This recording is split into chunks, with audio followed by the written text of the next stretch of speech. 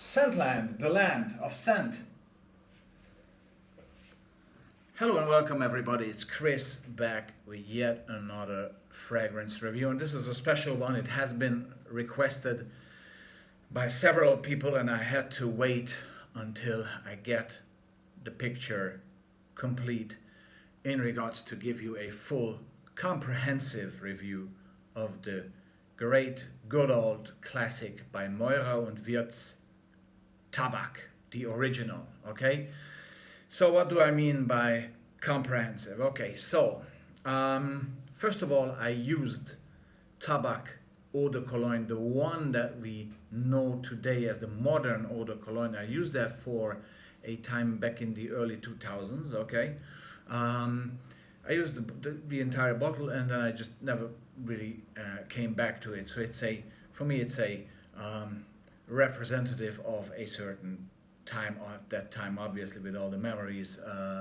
attached to it, but it has much more to offer. Okay, so what I mean is by providing you with a comprehensive review is that I'm able now at this stage in my life to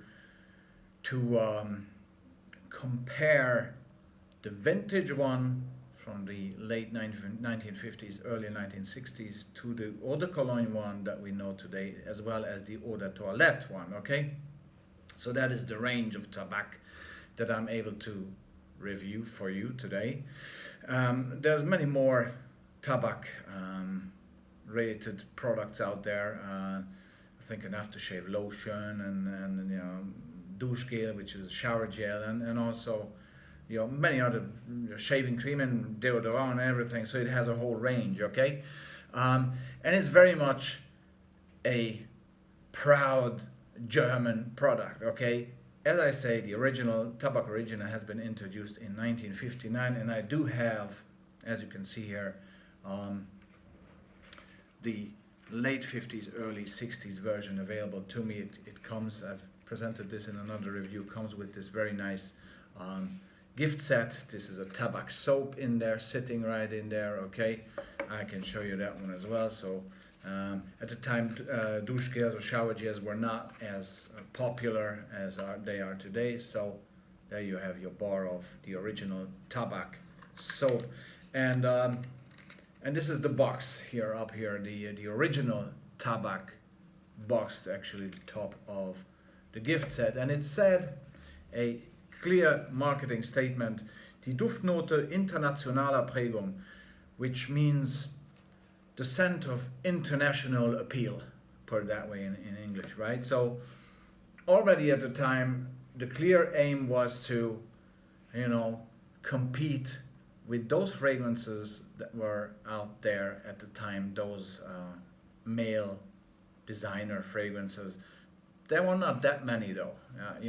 Obviously Chanel and Givenchy were out there, as well as Pinot Silvestre, and so on and so on and so on, but not as many as today. And that adds to the bravery of Tabac, which is still able to be around today. It's a mainstream, inexpensive drugstore type of fragrance, but it has a very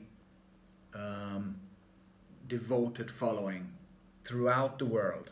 So really, wow, major achievement. And Meurer and Wirtz has done a great job keeping this alive, just as they kept alive some other fragrances in their line, which I'm gonna come to.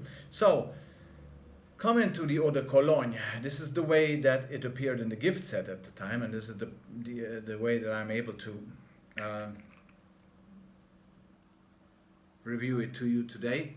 And this is actually extremely similar to the eau de cologne that is still available around today in the very same bottle as the eau de toilette, which I have sitting here. Okay, so the eau de cologne, both the vintage and the current versions, are classy 1950s eau de cologne, fresh smelling. Okay, that means that they have these eau de colognes, they have had a typical sort of barber shoppy feeling, although here it's not really a shaving foam type of scenario, and it's not necessarily a citrus related barbershop feeling either. There is lavender there, and there is a certain powderiness, a certain soapiness, and a great depth, like as if the fragrance is sitting back, and this great deep aroma of reliable sophistication hits you. Okay, this smells like a good old friend, reliable, trustworthy, always there when you need them, and just steady and good. Okay, it has this tobacco scenario going on in there, that is not like your usual tobacco of today. So don't think anything like Oshasman or no. This is a tobacco smell or a tobacco note within clear cut, soapy, lavendery, sort of spicy vibes and inputs. Okay, it's very interesting, and I think that's one of the reasons that this is still around today, that this combination, this blend was setting this apart already from the start and gave it something memorable and classy and warm and comforting and uplifting at the same time. It's a very, very well done blend. And as I say, today's Eau de Cologne comes in the same white bottle there, is very much the same as this old one. So Moira Wirtz very much kept the original recipe alive. Now, they had to proceed with time. They had to go on. They had to listen to the call of the market, and they did so already with another one of their great fragrances called Irish Moos. Again, it's for Germans. This is an absolute classy, brilliant fragrance, and this was around in Eau de Cologne as well. Now again, Moira Wirtz listened to the call of the market and released an Eau de Toilette. So this is Irish Moos Eau de Toilette, and it didn't really change much in the Irish Moos case. It's still the same soapy green fragrance. Now with Tabac, it did change a bit, because this is the Tabac Eau de Toilette available today. This has been released a few years back. I'm not exactly sure when the Eau de Toilette version came out, after many decades of only the Eau de Cologne and several of its aftershave lotions and deodorants being available. They decided, just as they did with Irish Moos, to listen to the call of the market and release an Eau de Toilette. Now, there's a bit of change here. First of all, I love this cocktail shaker type of scenario. This is the 30 ml. I love it because it easily fits in your pocket, and there you go, Great sprayer, nothing inexpensive here. Great sprayer, great overall appearance.